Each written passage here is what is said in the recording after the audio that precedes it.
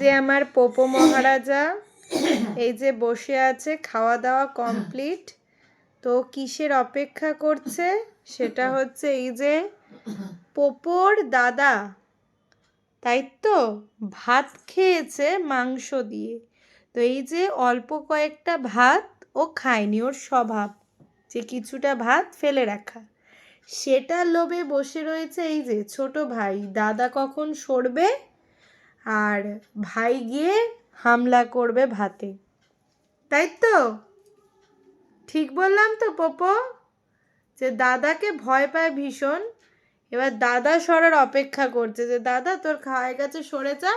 এই যে অপেক্ষায় বসে আছে, এতক্ষণ ওই ভাতের বাটির দিকে তাকিয়েই বসেছিল। ওর খাওয়া হয়ে গেছে, কিন্তু ওর খাওয়া হয়ে গেছে, তবু ওই দাদা একটুখানি রেখে দেবে বাটিতে আর ভাই সেটা খাবে, তবে ওর পেট ভরে যেন।